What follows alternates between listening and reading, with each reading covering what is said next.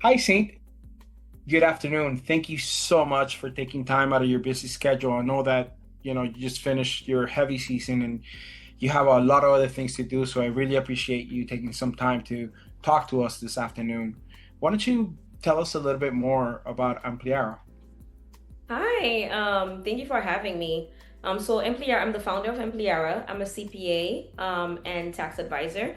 And at our firm, we focus on everything tax related from tax preparation to tax planning. On average, we're saving our clients 30,000 or more in taxes. And yeah, that's a bit about our firm. How has it been working with your virtual assistant? It's been quite amazing. I think before working with you guys, I tried. So I was corporate for a good chunk of my life, as in corporate, working for one of the top four accounting firms, Ernst Young, for about 10 years. And so it kind of working with one of the top four firms globally, it breeds some type of excellence in you. There's a certain way for you to do things, and I wanted when I go to business for my on my own, I wanted my clients to experience that type of to get that type of experience. And so I wanted but also if you work for people, you know what you like, what you didn't like. You kind of think about the type of boss that you want to be. And I know I wanted to create a good environment, but you need good people as well. And so I've had maybe I had probably two people try it before, and it wasn't amazing. So I know I needed someone with an accounting background, because at first I wanted the person to be able to understand the business, be able to prepare a tax return that I review, prepare certain things. And so that's what I went for. That's what I asked you guys for. And at the same time, because I was just getting into business, it's my first hire, so it was going to be an executive assistant but who knew what I do. And so it's been absolutely amazing. I know sometimes people have hesitation around the fact that it's virtual, but as long as you set the guidelines, the working hours, and the person understand, and you understand that the type of environment you need to create, it's been absolutely amazing. So you mentioned something very interesting just now, which is that you had tried to do this before. I'm not sure if you did it yourself or if you work with another company. How was their process, or even when you just did it yourself, to try to find somebody that can help you in your business versus working with us? Yeah, so both times it was with people. A friend of mine told me about this company. Everything was kind of, I never spoke on a meeting with someone. It was kind of like email, and then they have this list of people they send to you, and you kind of select one based on their experience or whatnot. And I think that person was based in a country in Africa. While they are English speaking, it wasn't a great fit. Number one, because time difference was too far when I think there was a big time gap. Um, and then I think there was a lack, and I think the culture difference maybe may have been too far as well. Then the second time, I went to a conference with and met another accountant person. She also says part of her business she does staffing, and she has a lot of people who work for her. They do the returns, they do this, and she trains them specifically for my type of business. Yeah, I learn really quick. People's level of excellence is not always the same. She doesn't respond to the people. Her emails have a bunch of space. She's terrible. So I can see why whatever that other person was doing for her, it met the mark. And it just didn't work for me. Like the person was US based. It was virtual assistant, but there was attitude. The person was entitled, and it was the my son is sick 3 times out of the week, and it's just things.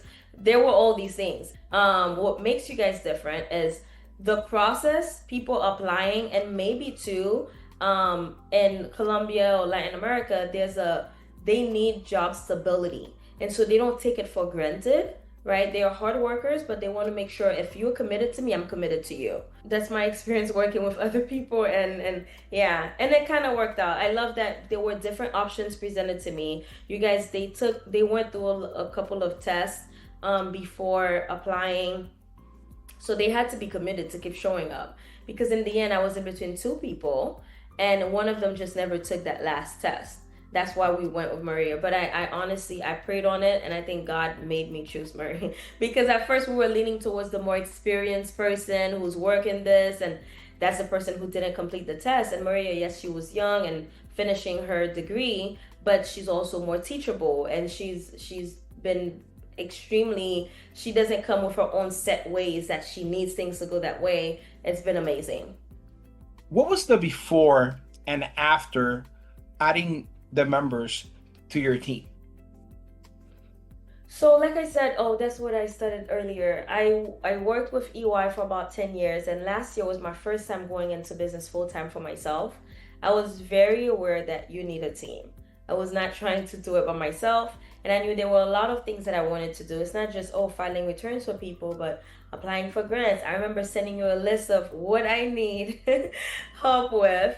And so the before, I guess the before was a lot of things that needed to be done, and then the fact that the other person either didn't, they dropped the ball. So there were things on the to-do list that absolutely needed to be done. And so I'll tell you the after with Maria, with an accounting background. So Maria now, she does the first level of review for bookkeeping, prepares the tax return as far as like data input, and I'm teaching her now how to like review it for herself, know things to point out to me. Really, this week I had a conference and I was out for 3 days, and my business is still running. So I really feel like I have a full team. And now talking to you about, I think I need to add a second person. It's not because Maria's not doing amazing, but more like she's doing so great. Number one, I've increased her pay already. And number two, I want to give her a great work environment. I don't want her to feel like she has to work weekends. That's something I don't want for anyone of my team members. So, and I want her to be able to pick her zone of genius. Do you want to, because she's also creative. Do you want to help with the social media and more of this, and then, or do you want to stay in the accounting space? And so that's what it's been. I really feel like I have a superstar team member that can get the work done and handle all my administrative parts. How have you been able to change what you do on a daily basis thanks to having a remote team that is reliable, responsible, and able to cover your back? Yeah, I think I kind of touched on it. I'm able to, so for me, I'm okay. The entrepreneurship life is still new to me, so I'm not doing, and my dream, I imagine myself going to Pilates at 11 a.m. and doing all those other things that's random throughout the day. That is not what's happening yet. However, I'm having lunch with other business owners. I'm doing networking events throughout the day, and knowing that the work doesn't stop. Like emails. So I'm sitting at lunch and I see other people today. Some of the ladies, they were like, "Oh, I have to send this out. I have to da da da." Meanwhile, I barely look at my phone when I'm at lunch. I just see emails going out. Like and the things are getting done. So it really feels like I have a clone. And that's just like doing the things like while I'm able to do the things that bring more business in the company. How many hours do you have to be involved on things versus today? That's tricky for me because I work I'm at my computer a lot, but that doesn't mean I work a lot. Sometimes I feel like I take longer to finish things because I'm still getting comfortable with being an entrepreneur, like being on schedule. I just get things done, and that's kind of like how it was when I worked for EY. It was like as long as you get it done. So I need to do a better job tracking. I do track here and there. Would you say that you're able to have more leisure time or even more family time thanks to Maria being part of the team? Of course, because if I didn't have her, then I'd be doing the data input for all the returns. I don't know if I would have survived busy season, but to go in the return, and I'm really big on there needs to be a work paper. We don't just input stuff in the tax platform and then like, oh, that's what the system said. I need you to understand how we got to this number. So I showed her that we need a work paper, we need all the provided by client saved in this folder, and we need the thing done in the software. So when I go, I have all three ready for me. So if I was to go in and put the data, then create the work paper and do all this, it probably would have taken me hours. But when Maria has already done all this, it's a matter of me checking. Like I have the return, I have the support. All right, okay, good, good. because the clients expect my license to have reviewed the return, so I can't just be like, oh, Maria did it, sign. No, I do it. I mean, but it facilitates, everything's already done. So definitely shaves off hours. I don't think I would have been able to be successful in business without an assistant that actually helps. What would be your message to another business owner or an accountant such as yourself last year before working with us? What would you tell them to do? Number one, I would say, well, I already knew that was sad, so that just got reinforced. You need a team. You need someone. It can't just be you. The solopreneur life and you're the only one. It's hard for you to maintain excellence, deliver, like get clients, deliver to clients, and get more clients. You need someone, all right? Number two, that's something I would say to me if I was to give advice to Saint. Be okay be a little open-minded. Know your values. Don't be afraid to test those, especially if you're working with someone who's not in the US. So you might as well ask, what are your religious background? Because there's no paying for that. So ask for that, because think about the values that matters for you, and make sure they're part of that interview, right? What are your values? For me, that's what I'm gonna do with anyone else I hire from you guys.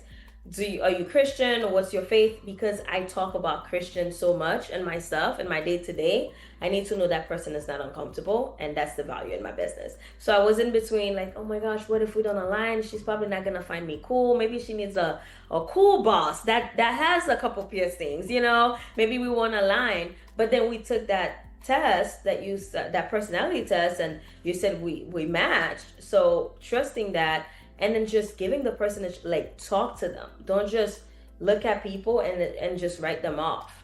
Because that would have been one of my greatest loss if I had done that.